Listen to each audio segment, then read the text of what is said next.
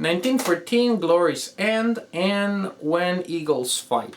This is a dual pack recently published by GMT. Two games, two independent games. You can play either, you can play both.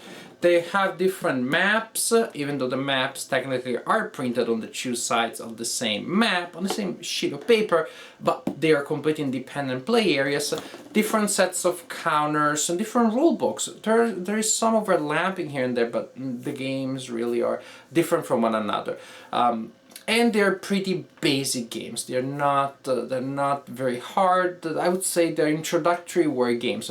Maybe a slight notch above your traditional introductory game, introductory war game, because of some extra chrome here and there, but nothing too hard to digest.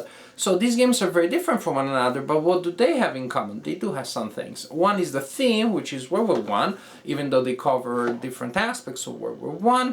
The other one is the designer, the same designer, Ted Raicer, and also the original destination was the same. These games originally appeared in the 90s as magazine games. They have now been reprinted with updated graphics. I do not know if the rules are different, but I looked at pictures of the old games online. The components now do look much better. And also, well, they put them together and they put them in a box, which is no small advantage when you have many games. I'm going to give you a quick overview of both games, which means maybe I will not give you too many details about each. I'll try to select things that will give you a general sense, again, a general feel for the game, and then I will tell you my impressions after I played both games. 1914 Glory's End and When Eagles Fight. This is the map for When Eagles Fight, a game depicting the Eastern Front in World War I from 1914 to 1917. At the beginning of the game, when you set up the game, you will have Russian forces defending in a line more or less here in the middle of the map, with some units a little deeper in there. And then you have a line of Austrian-Hungarian units here and a line of German units on this side. These two sides will be pressing against the Russians, against a line of fortresses that the Russians have in the middle of the map to defend their possessions. And, well, that's what the Austro-Hungarians and the Germans are trying to do. The Central Powers are trying to invade Russia and to conquer enough locations on the Russian map, enough cities and towns, to force the Russians out of the war. There is a die roll that you will take in several turns as a victory check, and depending on the number of locations that in Russia that the Central Powers control, the Russians will have a higher chance of being forced out of the way.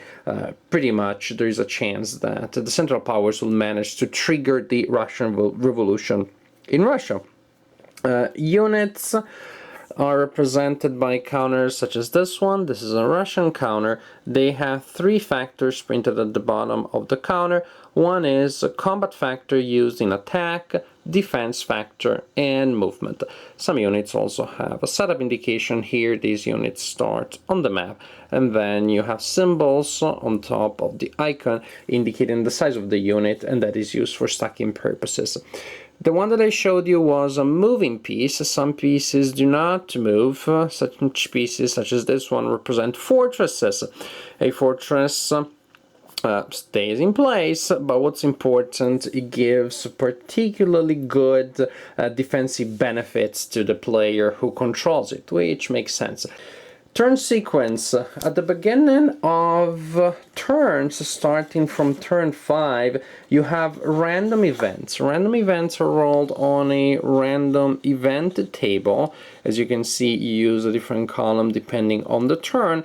There are markers to remind you of the events that are in place, and, well, you resolve them. I'm not going to spoil things for you. I'm not going to take away the joy of discovering of all the crazy stuff that can happen, all the things that represent the political factors that affect what happens in the front, all the factors that you as the commanders in the battlefield have to take into account and have to deal with. players. Each turn receive replacements. There is a calendar printed on the turn track that tells you how many replacement points you receive, and those points can be used to bring back units that have been destroyed, a replacement point per step, and or to replenish units that have been reduced. Again, an increment, a step per replacement point. And replacement points can also be accumulated from turn to turn. Players may also receive reinforcements, and there may be conditions where withdrawals are necessary. And then you have the strategic movement phase. During that phase, units can move particularly long, for particularly long distances along railroads. And there isn't a maximum distance that they can move at as long as they are moving through connected railroads. What is important is that there is a limit to the number of units that can move that way. Both the Russians and then the Central Powers can move, and then you have the Russian turn, during which you have first regular movement, which is what you would expect. Units on the map move from X to X, spending movement points, and there is a table there indicating the cost of each type of terrain. Units move. After they move, they can fight against enemy units that are adjacent to them, and you can have units from multiple hexes attacking into a single hex. All defenders have to defend together.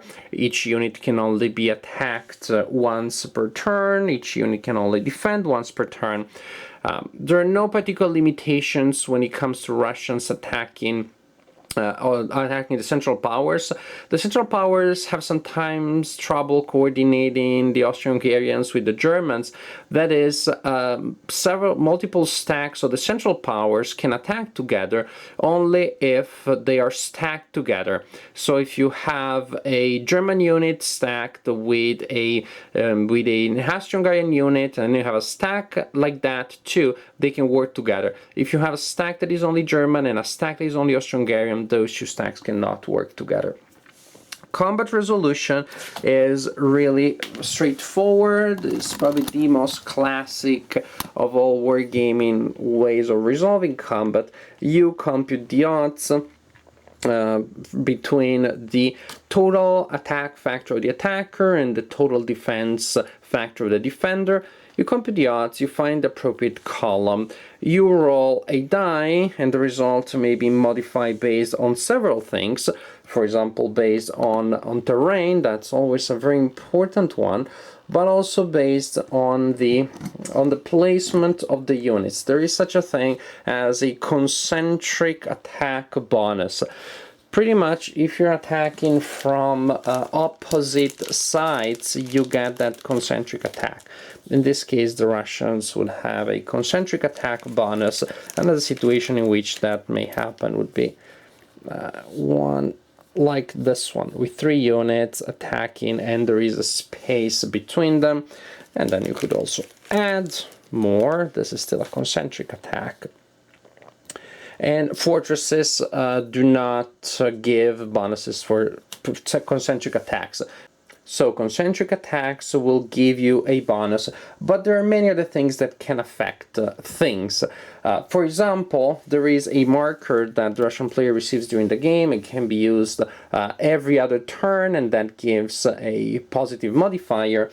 But there are other things that also can affect the combat power of the units involved in combat. One is supply status. Yes, you have to check supply several times during the game. You have to check when you're fighting, and you have to see if your units are in supply. And to be in supply, unit needs to be able to trace a line of no more than 4 hexes to a friendly city or town, which in turn can trace a line using railroad to a friendly edge of the board. And if you're not supplied, too bad, your combat power is halved. Something else that can affect supply is ammo shortage for the Russians. You have to roll a table to determine how many units will suffer from ammo shortage. The ammo shortage marker is placed on the units that will be affected, and the combat factor for the unit that has the ammo shortage is halved. Once you have the final odds based on the final possibly modified combat factors, the final result, which may be affected by die roll modifiers, you have the result.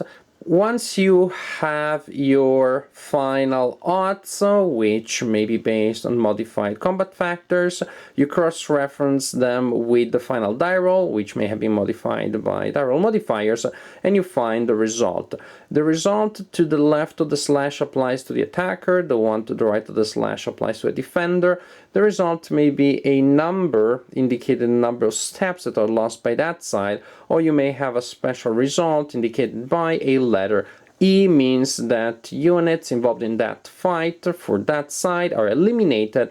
B means breakthrough for the attacker. Usually when you eliminate units of the opponent, when the hex that you attacked is empty at the end of the fight, you can perform advance after combat, you can enter that hex with your units. With a breakthrough, you get even a better result because you can advance a total of 3 hexes, and the first one has to be the one in which the fight took place. After the Russian combat phase, you have the Russian attrition. Supplies checked again, but this time units that are found out of supply do not seem to receive a penalty. They are eliminated, so the attrition is pretty dire, it's pretty severe. After that, you have the Central Powers player turns, which mirrors the Russian one. First, you have regular movement, then you have combat.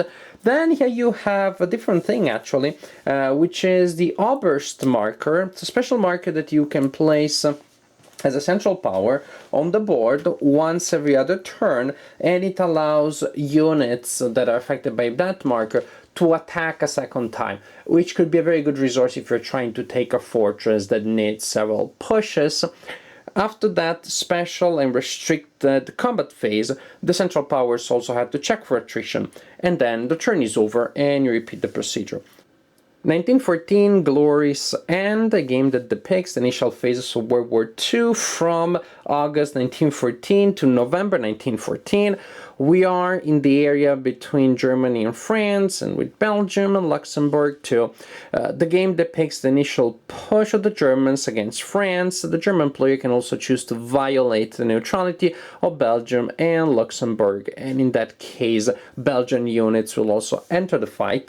There is a procedure for setup that will instruct you to place markers such as this one on the board, and that will indicate the general area in which a certain type of unit will go. So there are units that will go around this marker number 2, other units around the number 3 marker, and so on and so forth. That means that the general shape and structure of the initial fronts will more or less be the same, but there is variety in the way in which you can set up your units from game to game. Units in this game are represented by counters, such as this one. They have 3 factors printed at the bottom of each counter, and the first factor is attack, then you have defense, then you have movement. Units also have a number of steps. Most units in this game start with 4 steps, and when they take a hit, you flip the counter, you lose a step, the unit goes down to 3 hits. What happens when the unit takes another hit? It goes down to 2 steps, in which case you remove the counter from the board and you replace it with a matching counter with the same ID number, with simply a 2 printed there and a 1 step indicator printed on the other side. So you really want to pair your units well, you really want to keep your counter mix clean and well organized, otherwise you will be spending a lot of time replacing units and digging into the counter mix looking for the matching unit, which of course would be a pain and would considerably reduce the fun you can have from this game. Another important type of unit is the fortress. Fortresses do not move, but they grant very effective defensive advantages to the defender. A turn starts with an Allied player turn, followed by a German turn, which mirrors the Allied one. So each player's turn starts with a reinforcements and replacements phase. Players may receive reinforcements following a schedule outlined on the turn track. They may also receive replacement points that allow them to bring back units from the death pile and or to replenish units that were reduced by flipping them back to their better side. A single step recovered costs a replacement point from the ones that you may receive that turn. Then you have the entrenching phase. Entrenchment markers. The entrenching phase, however, does not start at the beginning of the game. It only starts in turn 10. So at the beginning of the game, units have a lot of mobility. They can go around and try to gain a better position, fight for position, and then starting from a certain point, things start slowing down. The initial thrust comes to a screeching halt, and people start digging. During the entrenching phase, the active player rolls a die. On a roll of 1, 2, or 3, one supplied infantry unit can be entrenched. On a roll of 4, 5, or 6, 2 units can be entrenched. Also, you automatically manage to entrench your units if they're adjacent to enemy units that are themselves entrenched. You see that the enemies have them, you get trench envy, and you start building your own. Trenches force the opponent to attack by using prepared combat only, and I'll explain what that is later. And also, units in trenches can ignore retreat results from the combat table. There's a command control phase following the entrenching phase. It's a very quick phase. You roll a die, and there is a chance in 6 that the active player will suffer some problems, some troubles at the command level, so some of your units will not be able to perform well for that turn. It's just a pretty abstract but interesting way of simulating possible problems in command, possible things that you don't really understand where they're coming from, but you know that they're affecting the way in which your units are fighting in the battlefield. Then the active player can perform strategic movement. Up to 8 steps of units can be moved on the board as long as they do not move adjacent to enemy units. They are assumed to be moving by railroad. At this level, there are no railroads printed on the map, because the idea would be that you would see one in each hex, so what's the point? After the strategic movement, you have operational movement. Units move on the board, moving from hex to hex and spending movement points. Different types of terrain have different costs. And when you move, you can move individually, you can move in stacks. As you are performing operational combat, spending your movement points, you can also perform march combat. That means a stack that is moving can attack an enemy hex as part of movement, or I should say at the end of movement. The unit does need to have enough movement points left to potentially enter the hex of the opponent. In that case, you simply resolve combat right then. The advantage is that you're combining movement and combat. You move and attack, done. The disadvantage is that you can perform march combat only with individual stacks, so you could not combine units from different hexes to work together against an opponent. It is just the moving stack that attacks. And then maybe I want to move this one, and then I attack with that one, but they cannot combine their strength together. After the operational movement and march combat phase is resolved, you have the prepared combat phase, in which units that did not move, imagine these units did not move, finally they can attack together. That's the advantage of prepared combat. You cannot move, you had to be there, you were preparing, getting ready, but now you can launch an attack from multiple hexes. And also, if you place your units well before, you can get bonuses for concentric attacks. And that's a bonus that you receive for attacking from opposite hex sites or in a configuration such as this one, and that's a very good modifier. For obvious reasons, you cannot get the concentric bonus when you're performing March combat. How do you resolve combat? Well, you compute the total odds between the attack factors of the attacker and the defense factors of the defender. You find the appropriate column. There may be factors that reduce the combat factors of the units. You roll a die, and that can be modified by several things. For example, concentric attacks, also terrain, of course, will modify the die roll. And you then cross-reference the final die roll with the final column, and you find the results that apply to the attacker, and those are printed on the left side of the slash, and the results that apply to the defender, right side of the slash.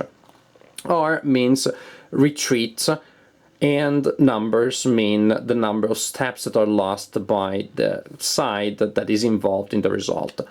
Supply is important. Units need to be able to demonstrate that they have supply, that they can trace a line of supply of no more than 5 hexes to a town or city which is friendly, and that itself can trace a line of supply to a friendly edge of the board. If you do not have supply, there are several penalties that apply, as you might expect.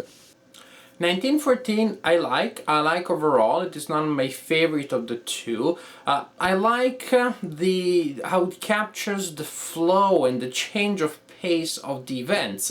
I like how you start very mobile and units move around and trying to grab objectives, and players do play as if they were going to win the war very soon. Of course that doesn't happen, but that reproduces the point of view of the commanders at the time, and then players and their historical counterparts get stuck and trenches start appearing here and there.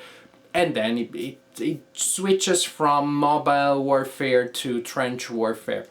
I definitely like this. It really seems to capture the feel of this. There is quite a bit of chrome, many more rules and little details than I think it would be a good idea to cover in this video review. It would just feel like a list of things to do.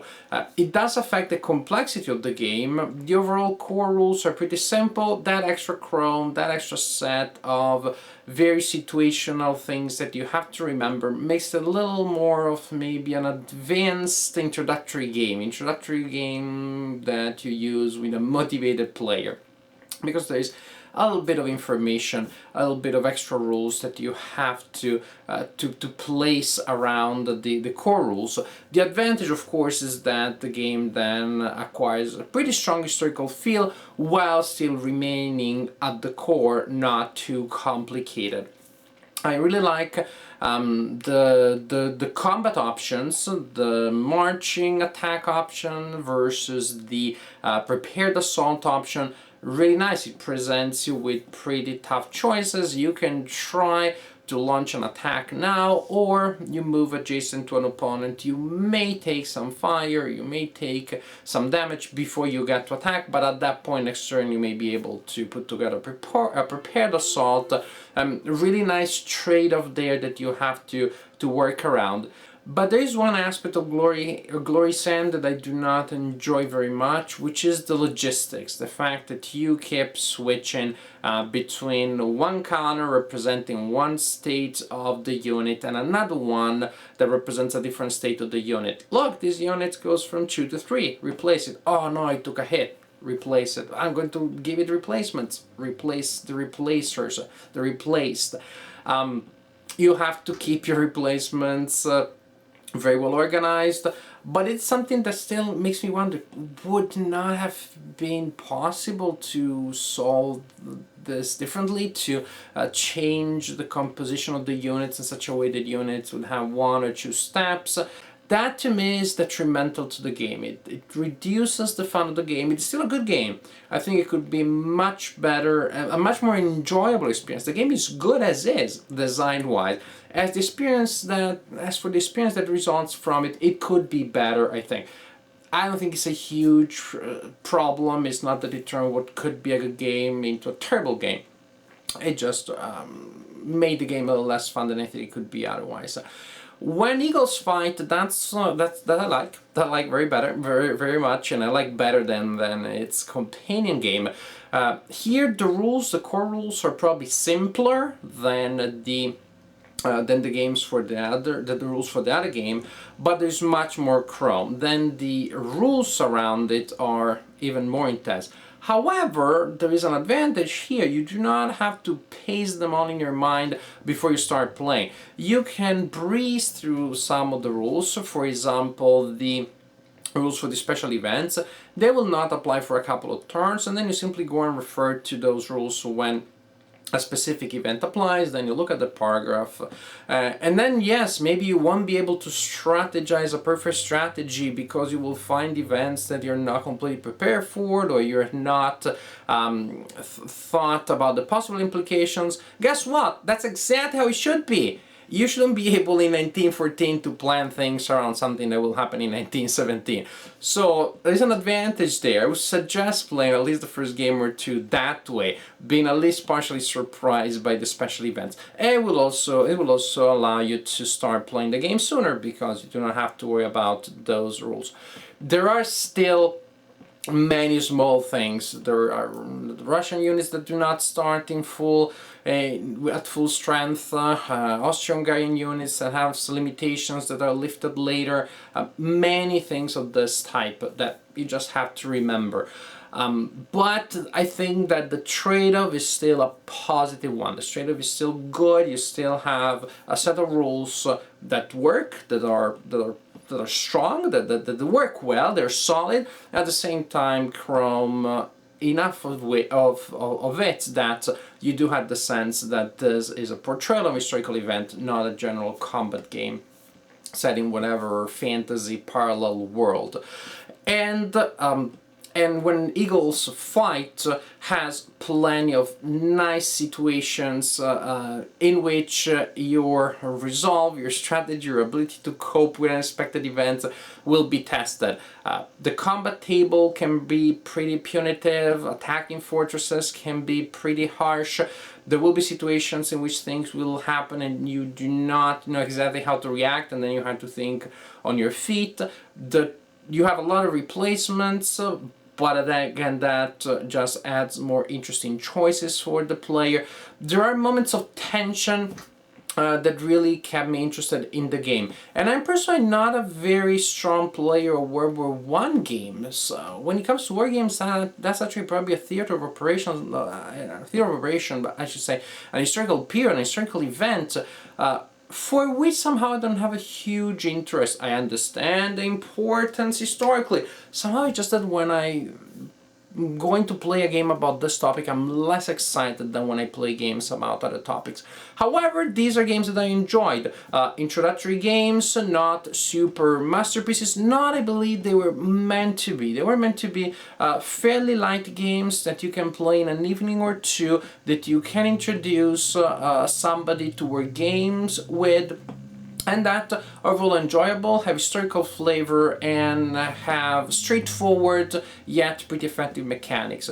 So I think that 1914 Glory's End and When Eagles Fight is a good dual package. You got good value for your money. You got 2 full games in a nice box. It's a nice product. I enjoy playing these games, and I don't know, maybe I should play more games about World War II in the future. We'll see what the future holds.